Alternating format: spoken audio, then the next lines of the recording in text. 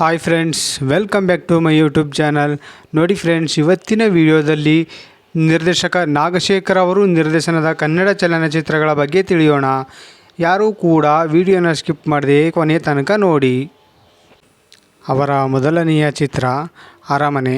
ಈ ಚಿತ್ರವು 2008ರಲ್ಲಿ ತೆರೆ ಕಂಡು ಸೂಪರ್ ಹಿಟ್ ಆಗಿತ್ತು. ಅವರ ಎರಡನೆಯ ಚಿತ್ರ ಸಂಜು ವೆಡ್ಸ್ ಗೀತಾ. ಈ ಚಿತ್ರವು 2011ರಲ್ಲಿ ತೆರೆ ಕಂಡು ಬ್ಲಾಕ್ ಬಸ್ಟರ್ ಹಿಟ್ ಆಗಿತ್ತು. ಅವರ ಮೂರನೆಯ ಚಿತ್ರ ಮೈನಾ. ಈ ಚಿತ್ರವು 2013ರಲ್ಲಿ ತೆರೆ ಕಂಡು ಸೂಪರ್ ಹಿಟ್ ಆಗಿತ್ತು. ಅವರ ನಾಲ್ಕನೆಯ ಚಿತ್ರ ಮಾಸ್ತಿಗುಡಿ. ಈ ಚಿತ್ರವು 2017ರಲ್ಲಿ ತೆರೆ ಕಂಡು ಹಿಟ್ ಆಗಿತ್ತು. ಅವರ ಐದನೆಯ ಚಿತ್ರ ಅಮರ್. ಈ ಚಿತ್ರವು 2019ರಲ್ಲಿ ತೆರೆ ಕಂಡು ಆವರೇಜ್ ಆಗಿತ್ತು.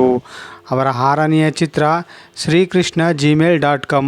ಈ ಚಿತ್ರವು 2021ರಲ್ಲಿ ತೆರೆ ಕಂಡು ಫ್ಲಾಪ್ ಆಗಿತ್ತು.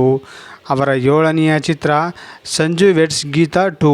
ಈ ಚಿತ್ರವು ಅವರ ಅಪ್ಕಮಿಂಗ್ ಮೂವಿಯಾಗಿದೆ. ನೋಡಿದ್ರಲ್ಲ ಫ್ರೆಂಡ್ಸ್, ನಾಗಶೇಖರ್ ಅವರು ನಿರ್ದೇಶನದ ಕನ್ನಡ ಚಲನಚಿತ್ರಗಳ ಬಗ್ಗೆ ತಿಳ್ಕೊಂಡ್ರಲ್ಲ. ಈ ವಿಡಿಯೋ ಇಷ್ಟ ಆದಲ್ಲಿ ಲೈಕ್ ಮಾಡಿ, ಶೇರ್ ಮಾಡಿ, ಕಮೆಂಟ್ ಮಾಡಿ. ಹಾಗೆ ಯಾರ್ಯಾರೆಲ್ಲ ಸಬ್ಸ್ಕ್ರೈಬ್ ಮಾಡಿಲ್ವೋ ಅವರೆಲ್ಲರೂ ಕೂಡ ದಯವಿಟ್ಟು ಇವಾಗಲೇ ಸಬ್ಸ್ಕ್ರೈಬ್ ಮಾಡ್ಕೊಳ್ಳಿ. ವಿಡಿಯೋ ನೋಡಿದ್ದಕ್ಕೆ ಧನ್ಯವಾದಗಳು.